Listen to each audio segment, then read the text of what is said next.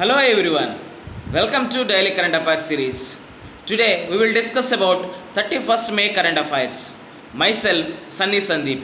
Welcome to my channel, Gear Up for Group 1 exam. Before going to current affairs, I want to ask one question. How is your preparation is going on? Whether you have started or yet to started or in the preparation. Please comment in comment section, then only I will know about your preparation. Let us get into the current affairs. LAC standoff will be resolved through the diplomacy, said by Rajnath Singh, Defence Minister. Any issue or any standoff between any two countries like India and China, like India and Pakistan, or USA and China, there should be diplomacy between those two countries. Here, the standoff along the line of actual control with China would be resolved through the diplomatic dialogue, and India's effort was also ensure that tensions did not rise further, said by Defence Minister Rajnath Singh. Here we have to control the tensions between these two countries. Then only we will move on to the diplomacy.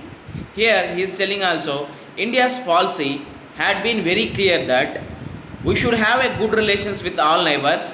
Both India and China have resolved incidents that arose from time to time through the dialogue and existing mechanisms, said by Rajnath Singh. Here there is an example, that is giving the example of 73rd day standoff at Doklam in 2017. There is an issue about Doklam in Sikkim state. Here last week we have seen a mediation offered by US President Donald Trump. Now he is refusing that Trump offer. This is about the LAC standoff will be resolved through the diplomacy, said by Defence Minister Rajnath Singh. Next one, Trump cuts ties with WHO, that is World Health Organization, as COVID-19 grips Latin America. After USA, more cases are recorded in Latin America, also South America.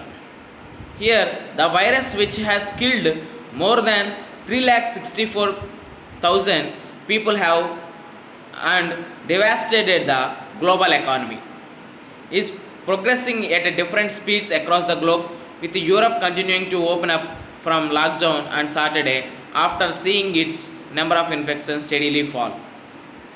If you see in European countries that COVID-19 cases are decreasing in well manner. That's why those European countries are ready to open up the economy situation. Here what is the situation? Trump cuts World Health Organization funding. In last month he said that USA is the major contributor of or major funding to the WHO, that is World Health Organization. Now Trump wants to withdraw from that funding, and he is planning to withdraw from that funding, and he want to move away from that World Health Organization.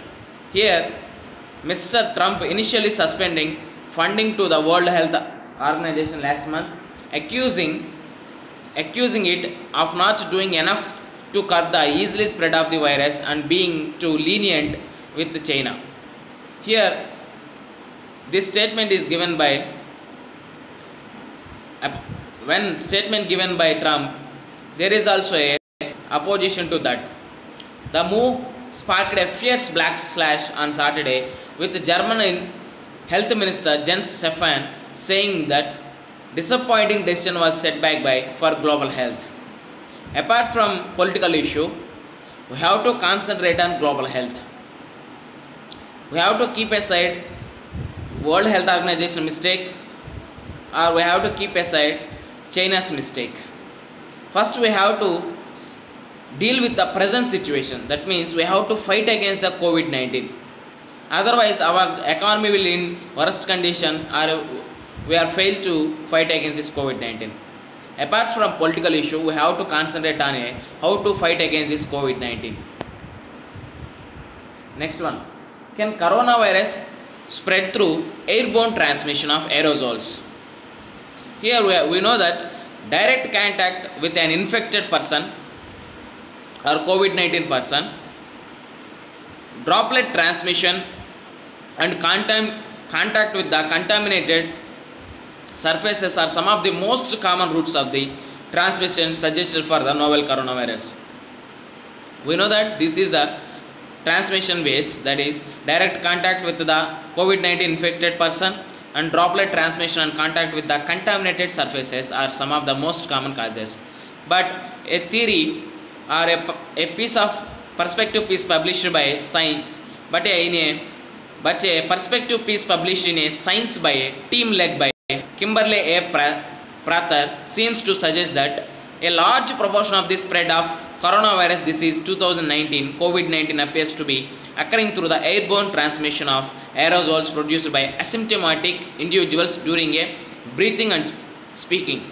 Here a important word, that is asymptomatic. That means it is showing not showing any symptoms. That means asymptomatic.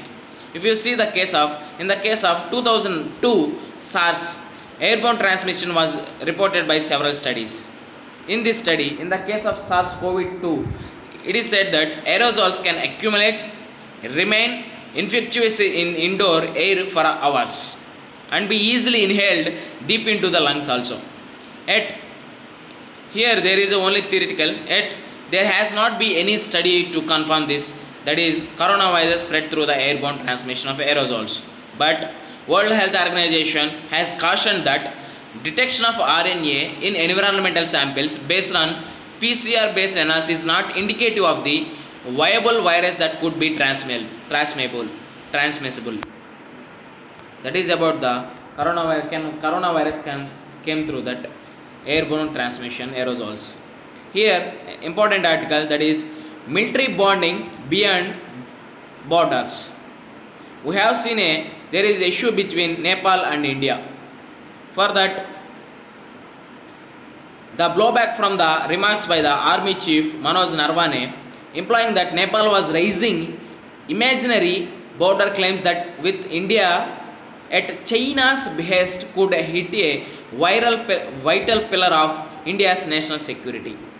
Here, Army Chief Manoj Narwane is saying that Nepal is asking, or Nepal is raising concern over border issues on the behest of China's. That's why it could trigger a attacks between these two states. But what we have to know, that there is a Gorkhas in working in a army, Indian army.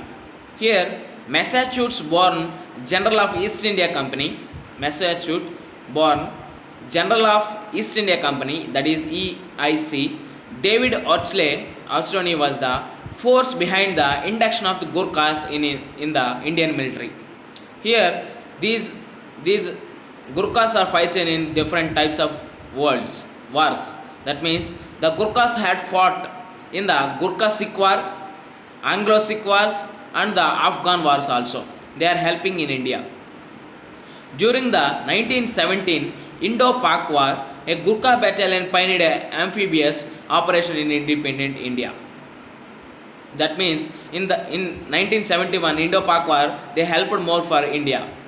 That's why if you see that there is a currently roughly there are roughly 32,000 Gorkhas who make up 40 battalions serving in the 7 regiments in the army, that is 1st Rifles, 3rd Rifles, 3rd Gorkha Rifles, 4th Gorkha Rifles, 5th Gorkha Rifles, 9th Gorkha Rifles, and 11th Gorkha Rifles. These are the seven regiments in the Indian army.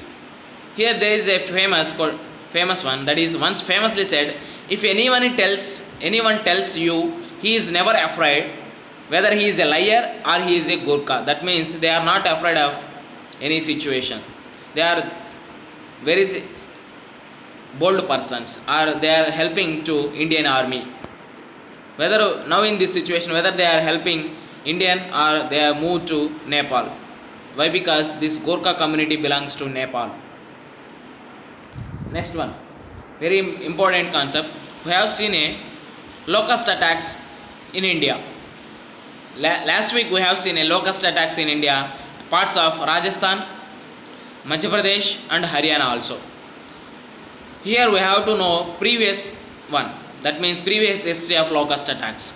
Why is the locust surge posing a threat to the agriculture in India? That means locust attacks are mainly affected agriculture only. That's why agriculture is threat to that one.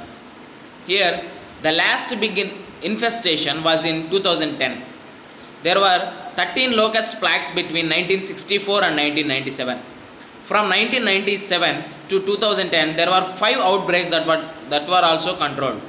Here, from 2010 to 2018, there were no major swarms or breeding reported according to the Locust Warning Organization, which is located in Jodhpur. You see, in 2019, Gujarat, Rajasthan reported a significant surge in locust infestations. Nearly 3.5 lakh hectares of cumin, rapeseed and mustard were damaged, and officials had then said it was the worst attack since 1993.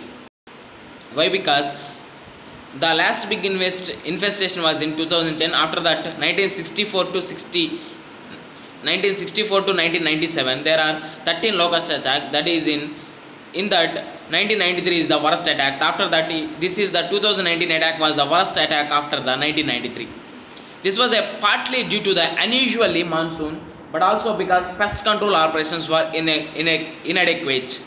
Even though there is a unusual monsoon is the reason, but inadequate pest control operations also for the major reason for locust attacks. Therefore, nascent populations of the insects had not been wiped out. Here, if you see what are the geography related to that one, that is a pattern of warming in the Indian Ocean may be a trigger. That means unusual long monsoon comes under this is in this Indian Ocean, a phenomenon called that is IOD, that means Indian Ocean Dipole, in which western and eastern parts of the ocean were differentially tend to have a outsized impact in bringing excessive rains to the India and West Asia. A positive dipole is when the western part is hotter by a degree or more than a eastern part. Here one important concept, that is Indian Ocean Dipole. That means oscillations or unusual irregular oscillations of sea surface warming is known as a Indian Ocean Dipole. That causes a excessive, if it is a positive, that causes a excessive rainfalls. If it is a neutral or another negative changes also in there. There are 3 indicatives: positive Indian Ocean Dipole, neutral Indian Ocean Dipole, and negative Indian Ocean Dipole. If you see the map, that means Kenya, Somalia, Vietnam, Saudi Arabia, and Afghanistan, Pakistan, India. Right sir, I have given that is devastating wave. I have given a map. Please see that one, you will get one idea. This extended rainfall, that means due to the Indian Ocean Dipole, positive one, this extended rainfall continued in several parts of the West Asia, that means western one, Oman, Yemen, in the Horn of Africa, Ethiopia, Somalia, Kenya, so much that the dry sand became heavily moisture laden, facilitating the formation of several locust attacks. Here, this is the reason why, because extended rainfall continued in the several parts of West Asia, Oman, Yemen, in the Horn of Africa, that means Ethiopia, Somalia, Kenya, so much that the dry land becomes the heavily moisture laden, that facilitated the formation of several locust attacks. Here if you see the wave, that due to favorable winds, it helped swans to fly, breed in a traditional grounds in Iran, after that Afghanistan, after that Pakistan. From Pakistan, these locust attacks came to India. That is the wave. That means from Iran to Afghanistan, from Afghanistan to Pakistan, from Pakistan to India, these locust attacks came. These locust attacks are family of grasshoppers. This is very, very important. Next one, I promised to make a previous paper analysis, that is UPSC Prelims 2019. Consider the following statements. As per recent amendment to the Indian Forest Act 1927, forest dwellers have right to fell the bamboos grown on forest areas. That means amendment to the Indian Forest Act 1927, they don't have any right to fell the bamboos grown on the forest area. That means first one is wrong. As per the scheduled tribes, ST and other traditional forest dwellers, recognized National Forest Act 2006, bamboo is a minor forest produce. That means it is correct. Why? Because bamboo is a minor forest produce. Here the scheduled tribes and other traditional forest dwellers, recognition of Forest Rights Act 2006, that is recognition of Forest Act 2006 is very important, allows ownership of minor forest produce a forest dwellers. Third option also is right one. Which one of the following given above is are correct? That means A 1 and 2, B 2 and 3, C 3 only, D 1, 2, 3 only. Here right option is 2 and 3 only. With this we can conclude our video. Thanks for watching. Like, share and subscribe to my channel. Gear up for Group 1 exam. This is Sunny Sandeep. Thank you. Take care. Bye bye.